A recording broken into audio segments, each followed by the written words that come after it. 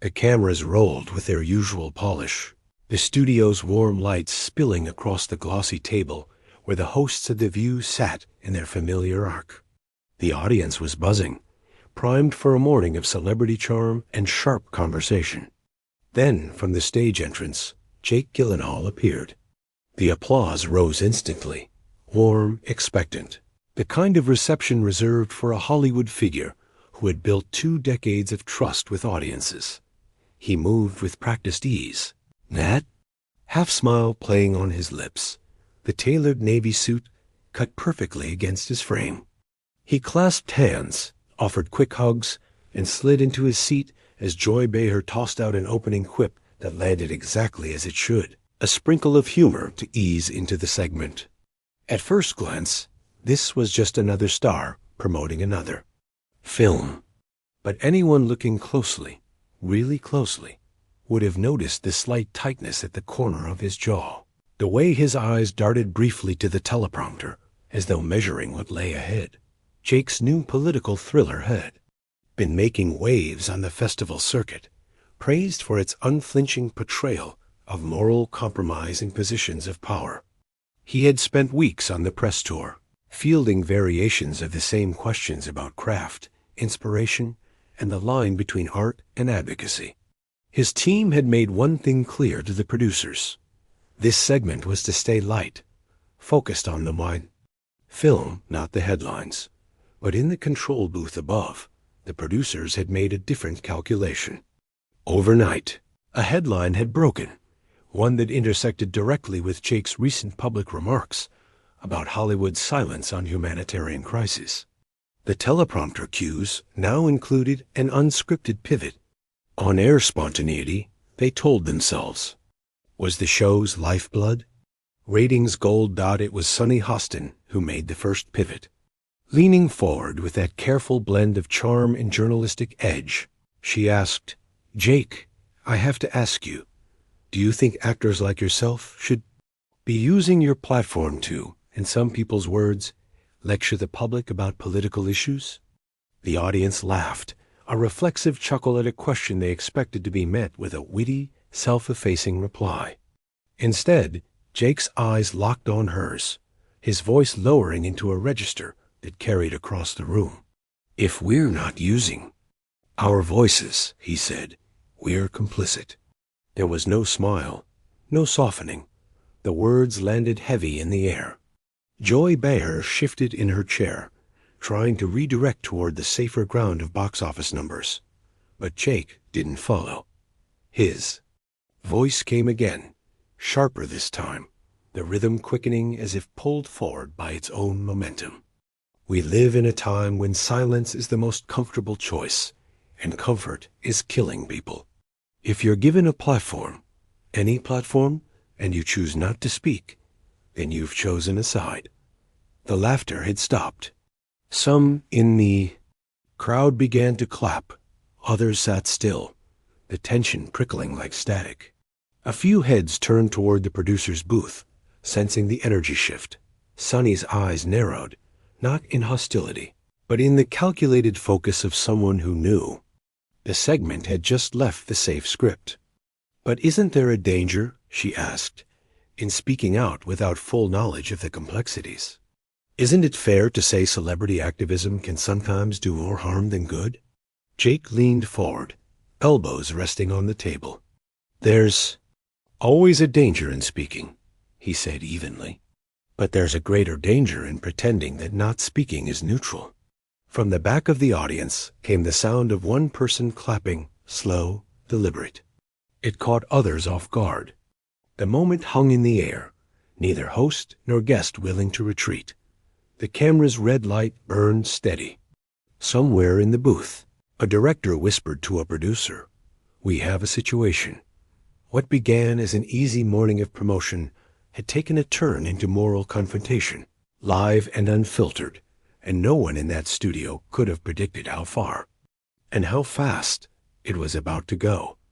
Hours earlier, the scene behind the scenes had been far quieter, but no less charged. The green room at The View is not the sprawling luxury lounge most imagine. It's a modest space with muted beige. Walls, a coffee station humming in the corner, and a television tuned to the live feed of the show. Jake sat in one of the cushioned chairs, legs crossed, nursing a paper cup of coffee that had already gone lukewarm. His phone buzzed on the table beside him, but he didn't reach for it. His publicist, a sharp-eyed woman in a tailored charcoal blazer, paced in short lines near the door. She had the day's segment notes in her hand, and she didn't like what she was seeing. "They've added a new card," she said under her breath. "It wasn't in the rundown yesterday." Jake glanced up, one eyebrow raised. "What kind of card?" She handed him the sheet, her lips pressed tight. The teleprompter cues were innocuous at first. Introductions, small talk, the obligatory clip from his film. But halfway down, there it was, a note to Sonny Hostin to briefly reference Gyllenhaal's recent remarks on industry silence in humanitarian crises.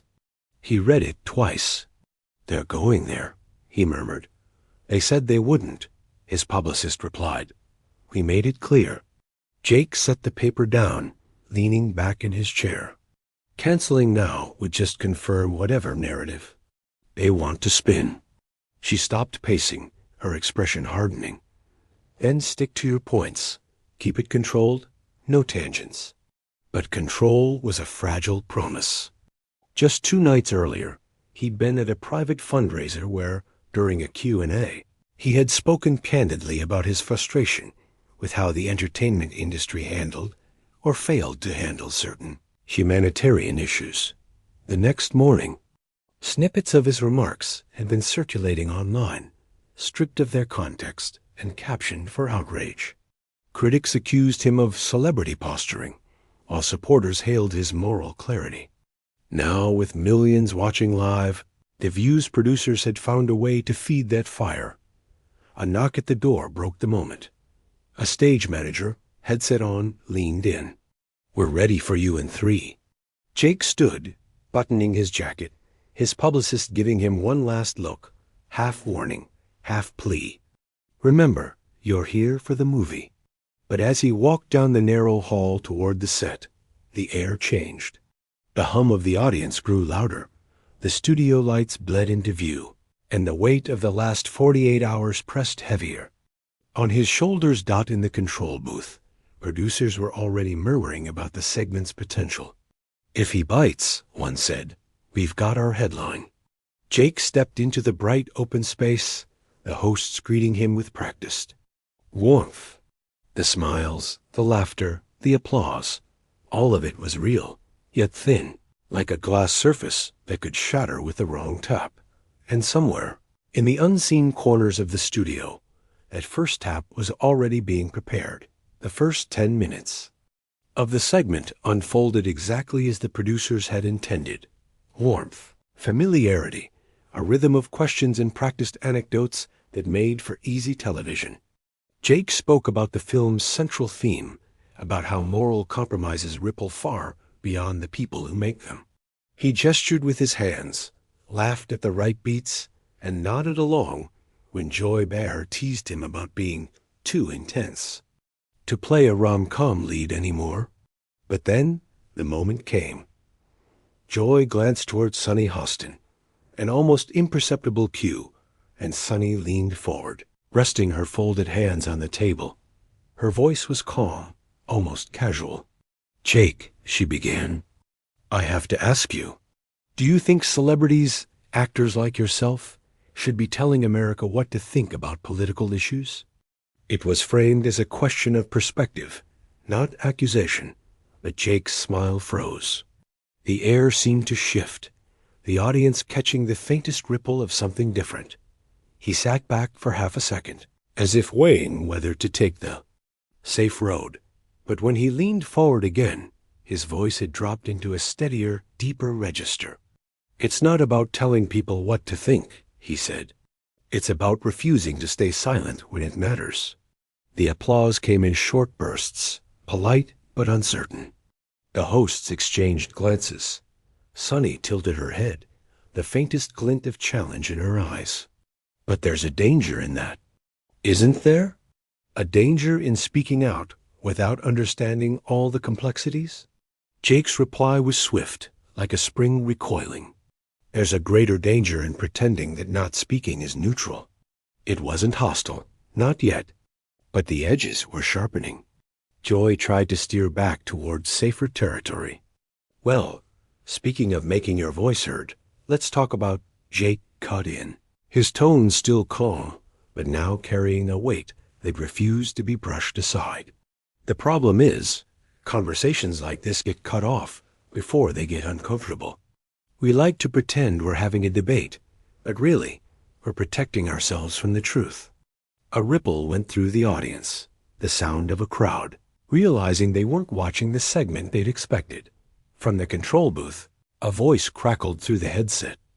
"We've crossed the line into live heat. Stay on him." Sunny leaned in again, her lawyer's instinct surfacing. "So are you saying this show is part of the problem?" Jake didn't blink. "I'm saying that when media chooses comfort over clarity, it's choosing complicity." The camera caught a single sharp inhale from a woman in the second row. Somewhere in the studio, the applause light flickered hesitantly and stayed dark. What had been an interview was now something else entirely, and the tension was no longer hidden. It was sitting in plain sight, growing heavier with every breath. The studio lights felt hotter now, though no one had adjusted them. Jake's posture had shifted. No longer the relaxed guest, he sat forward, elbows braced on the table, hands clasped loosely, as if ready to lean in further if pressed. The audience sensed it too. Their murmurs had faded into a still, expectant silence. Sunny Austin didn't retreat. She had built a career on leaning into uncomfortable truths, and she wasn't about to back away now. "But Jake," she said, "when celebrities step into politics without fully grasping the policies, it can backfire. Causes can be harmed. Movements can be hijacked. Isn't there a responsibility to avoid doing damage?" Jake's eyes narrowed slightly, but there was no hesitation in his voice. "There's also a responsibility to not let fear of imperfection paralyze action. If I wait until I know every nuance of a crisis before speaking, I'm waiting while people suffer. And while we wait, the people in power are deciding for us." The audience let out a low murmur, some clapping, others shifting in their seats. Joy Behar interjected, aiming for a softer counterbalance. "But you're not an elected official. People might say you're stepping outside your lane." Jake didn't look away. "You don't need a title to have a conscience. And sometimes the people without titles are the only ones telling the truth." It was Whoopi Goldberg, quiet until now, who tried to steer the conversation into safer waters. "Let's bring this back to your film." But Jake was already shaking his head. "The film is about integrity under pressure. This conversation is the film. This is what happens when you take a stand. People try to redirect you. They try to box you in. And then they ask why more people don't speak out." Sunny leaned forward again, her tone sharpened to a fine edge. "So you believe that not speaking out is the same as taking the wrong side?" "Exactly," Jake replied, "because silence is consent. History doesn't remember the comfortable. It remembers those who risked their place to say something when it mattered." The air in the studio thickened. The producers in the booth were exchanging rapid whispers about timing, but no one dared cut the moment short. It was the kind of live tension that made television unforgettable. On social media, the live stream chat was already exploding, split between those applauding his courage and those accusing him of arrogance. The hosts could not see it, but they could feel it in the room. This conversation had left the orbit of daytime TV banter. It was ideological combat, fought in real time under blinding lights. And from the way Jake's shoulders squared as he spoke, it was clear he wasn't planning to back down. It started subtly, a cough from the far right of the audience, a quick whisper between two women in the second row. Then came the first scattered clap, too early to be unanimous. A kind of applause that carries a note of defiance as much as support. Jake had just finished a sentence about the moral bankruptcy of silence when a man in the back row began to clap, slow, deliberate, each strike of his hands echoing faintly in the studio. A few people joined him, their faces lit with approval. Others stayed stone still, arms crossed, eyes darting toward the hosts as if waiting for them to regain control. The tension thickened into something almost physical. Daytime television thrives on consensus, the comfortable illusion that the audience and the panel are moving together in one easy current. But now the current was splitting. Jake noticed it. His gaze swept the crowd, not in search of approval, but as if measuring the fracture. "See," he said, gesturing lightly toward the clappers. "We can't even agree whether it's worth applauding the idea of speaking up. That's where we are." Joy Bayer gave a tight smile, her voice pitched for levity, but carrying an edge. "Well, we also like our coffee without a side of scolding in the morning." Jake let out a short, almost incredulous laugh. If calling for accountability feels like a scolding, maybe that's the problem.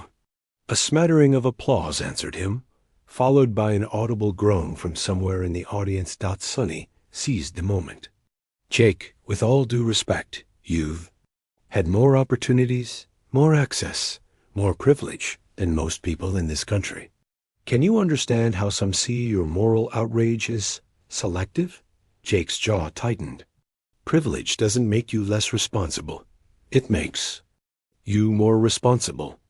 If I'm in a position to say something that might matter, and I don't, then I'm worse than someone who never had the chance." From the control booth, a producer murmured, "The energy's splitting the room. We need to either cool it or push it all the way." The audience's restlessness was now impossible to ignore. Some leaned forward, rapt. Others sat back, lips pressed into thin lines. A woman in the front row whispered to her friend, "He's right." Her friend shook her head, eyes still on the panel. It was no longer just an interview. It was a public referendum playing out in real time, each sentence from Jake pulling the room further into opposing camps. And the more the room divided, the less likely it seemed that anyone, host or guest, could bring it back together. The air had gone. Heavy, the kind of weight you could feel pressing on your skin. Even the applause signs seemed dimmer now, ignored as the audience shifted between bursts of clapping and pockets of silence. Jake sat forward, his elbows on the table, fingers loosely intertwined, not a defensive posture, but the stance of someone who had decided the gloves were off. Whoopi Goldberg, who until now had been mostly silent, leaned in to reclaim control. Her tone was steady, almost motherly. "Jake, do you regret the way you said what you said at that fundraiser earlier this week?" It was the kind of question designed to give a guest a lifeline, an opening to soften, to clarify, to pivot back to safe ground. But Jake didn't take it. His gaze flicked briefly to Whoopi, then to the camera, then back to her. "I regret thinking shows like this were places for honest conversation." The words landed like a dropped glass. The audience gasped, a ripple of shock breaking through the air. Joy's mouth tightened. She shifted in her seat, muttering just loud enough for the mic to catch, "Well, that's insulting." Jake's head tilted slightly. "Is it? Or is it just uncomfortable to hear?" From the second row, a man muttered, "Wow." Someone else clapped once, sharply, then stopped. Sonny leaned in, her voice firmer now. "You're suggesting we're not being honest?" "That's a serious accusation, Jake." He didn't flinch. "It's not an accusation. It's an observation. You invited me here. You knew exactly what I've been saying. And now you're acting like you stumbled into controversy by accident." The producers in the booth were in motion now, voices overlapping in the coms. "Do we cut?" "No, let it run. This is viral gold. We're past safe." This is going to trend, one way or another. Joy threw her hands up slightly. All right, then. If you think this is a bad faith conversation, maybe we should wrap. Jake's lips curved into something between a smirk and a sigh. Maybe we should. It was the first moment when everyone, audience, hosts, crew, understood there was no path back to polite television banter. The conversation had become a reckoning, live, unedited, and impossible to unsee. Somewhere deep in the control room, a finger hovered over the cue for commercial break, but the director didn't call it yet. The tension was too raw, too rare, too potent to cut away from. Jake's voice came again, softer now, but with a sharper edge. If this is what passes for tough dialogue in America, then maybe our problem is bigger than we admit. No one spoke. The silence felt louder than the applause had ever been. And in that silence, the breaking point had been crossed. The red on-air light finally went dark as the director barked, "Roll commercial, now." Into the headset, the upbeat jingle. For a detergent ad filled the studio, but it sounded hollow against the storm, brewing just off camera. Jake didn't move from his seat. His eyes were fixed on the hosts, the tension still vibrating between them. Joy was whispering to a producer who had rushed over, her words sharp enough to cut glass. Sunny leaned back in her chair, arms folded, looking anywhere but at Jake. Floor manager, a tall man in a black headset, stepped forward. "Jake, let's get you some water backstage." It wasn't a suggestion. Jake stood slowly, straightening his jacket. "Sure," he said, his voice deceptively calm. But as he walked toward the wings, he glanced back at the panel. "If you ever want to have the real conversation, you know where to find me." In the control room, monitors flashed between camera feeds and Twitter trends. The hashtags were already forming. Jake on The View, Hollywood Meltdown, Truth Bomb. One producer laughed nervously. "We're going to break the internet." Another muttered, "We might break the network." Backstage, the hallway buzzed with overlapping voices. Makeup artists whispering, interns scrolling frantically through. Phones, a junior publicist pacing like she was rehearsing an apology statement. Jake's publicist, a sharp-eyed woman in a navy pantsuit, appeared from nowhere and pulled him aside. "What the hell was that?" She hissed. "What was what?" He shot back. "Answering the question?" She exhaled hard, lowering her voice. "Jake, you just accused a daytime talk show of being dishonest on air. You can't just—" "I can." "I did, and they'll replay it 1,000 times by tonight." Back on the set, the hosts huddled with producers. Joy was livid. "If he comes back out here, I'm done. I'm not sitting through round 2 of that ambush." Whoopi rubbed her temples. "We invited him to sell a movie, not torch the place."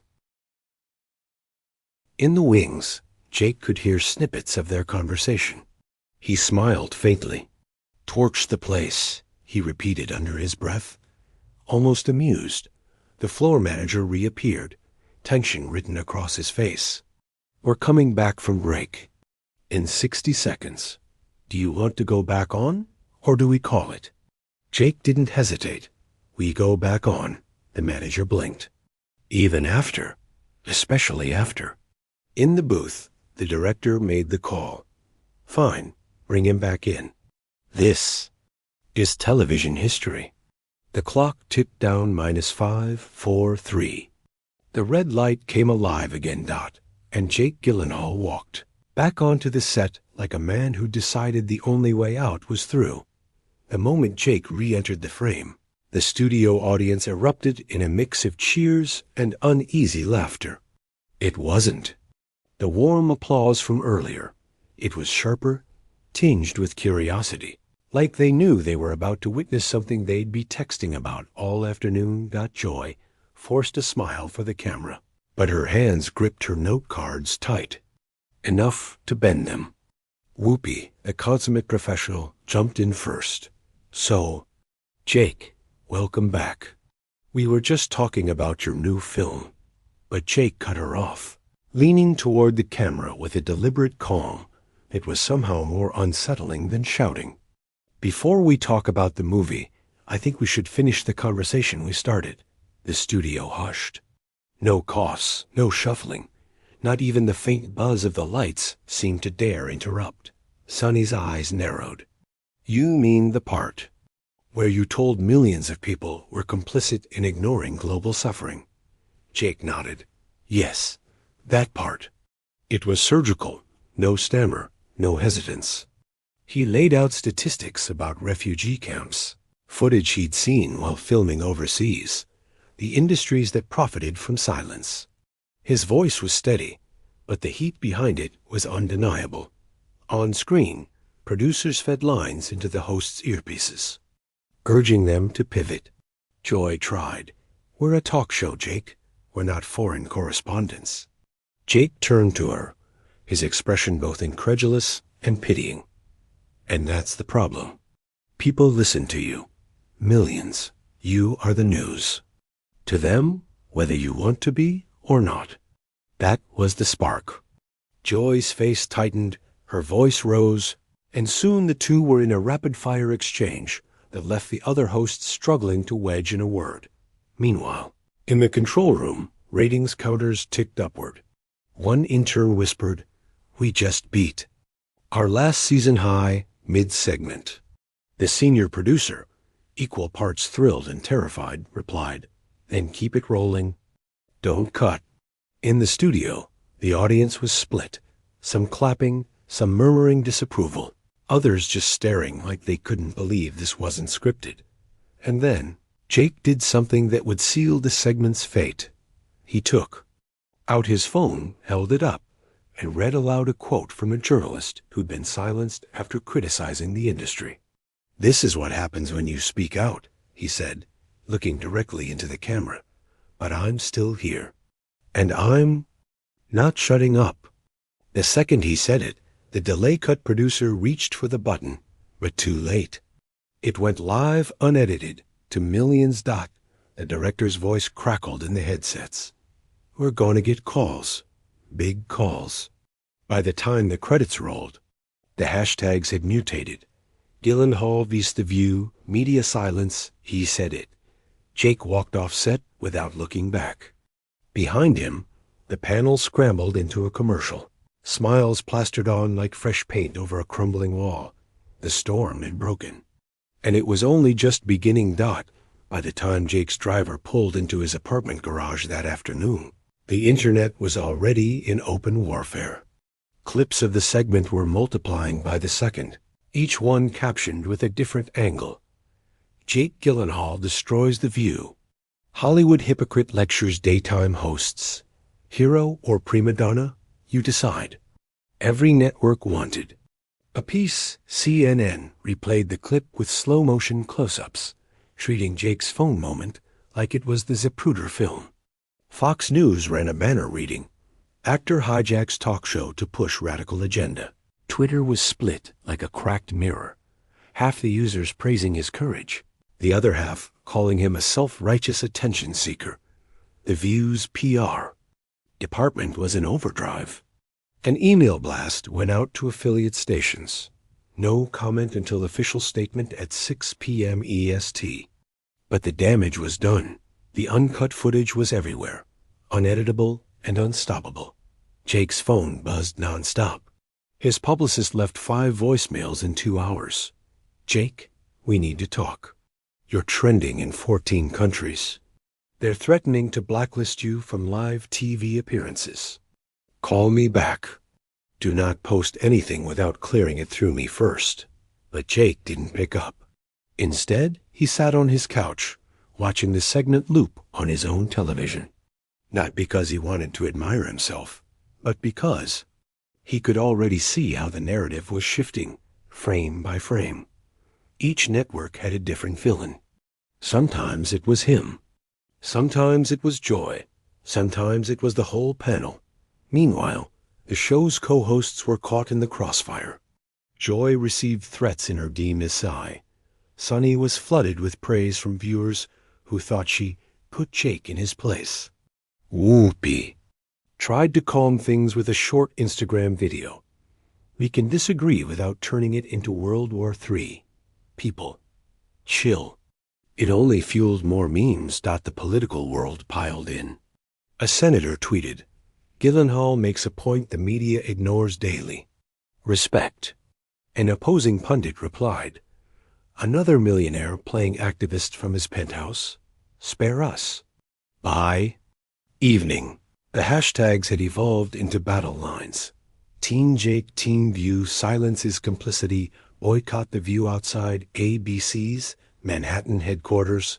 A small group of protesters gathered, some holding signs with Jake's words in bold print, others demanding an apology to the hosts. And then came the leak. Someone inside the network forwarded an internal memo to an entertainment blog. Under no circumstances is Gyllenhaal to be rebooked without executive clearance. If asked by press, emphasize respect for differing viewpoints. It went viral within an hour. Jake's publicist finally reached him on FaceTime.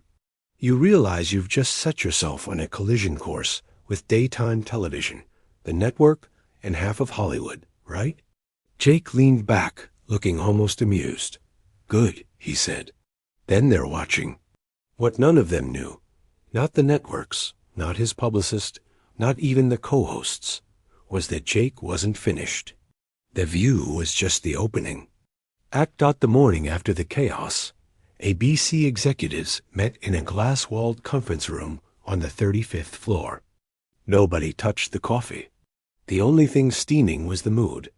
Jake Gyllenhaal embarrassed us on live television, said Marissa Denton, Senior VP of Programming. He undermined our hosts, hijacked the segment, and turned The View into a political circus. That cannot stand. They knew something most viewers didn't. Daytime TV lived and died on carefully choreographed conflict. A guest going rogue was bad enough. A guest winning the moment?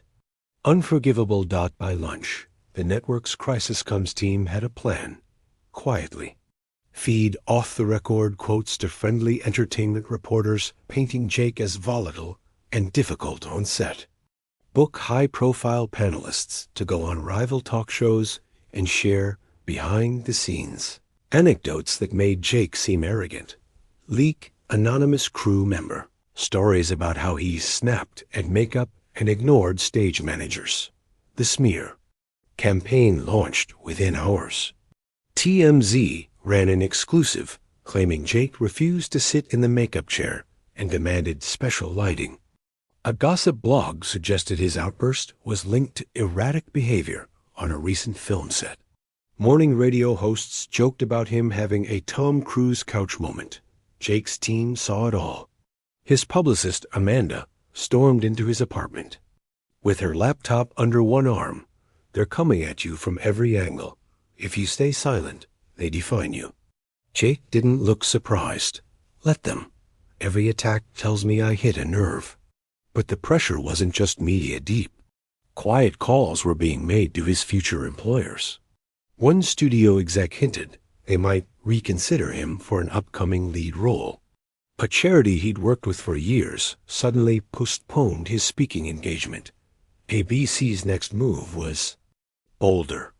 Joy Behar opened the next day's show with a segment titled When Celebrities Cross the Line. Without naming Jake, she spoke about certain actors using talk shows as soapboxes for personal crusades, and how respect for the hosts was non-negotiable. The audience applauded on cue. Clips from that segment were sliced, shared, and captioned. Joy's classy response to Gyllenhaal drama. The View claps back. Jake watched the broadcast alone in his living room, the sound of the studio. Applause echoing through his flat screen. The attacks didn't wound him. They confirmed the truth. The machine was scared. That night, Amanda called again. They're closing ranks. If you want to survive this, we need a counter-strategy. Jake's voice was steady. I don't want to survive it. I want to burn it down. What Amanda didn't realize was that Jake already had the next phase in motion. Anonymous allies inside the network were slipping him information. And what he'd learned about ABC's backstage dealings could turn this skirmish into a war. 2 days after Joy's classy takedown aired, a new clip surfaced online. It wasn't from Jake. It wasn't from ABC. It came from inside the building. Grainy phone footage, clearly recorded by someone backstage, showed a different side of the View's sunny set. In it, a producer barked at a junior staffer. If Jake pushes back on the scripted questions, cut to commercial. I don't care if and he's mid-sentence.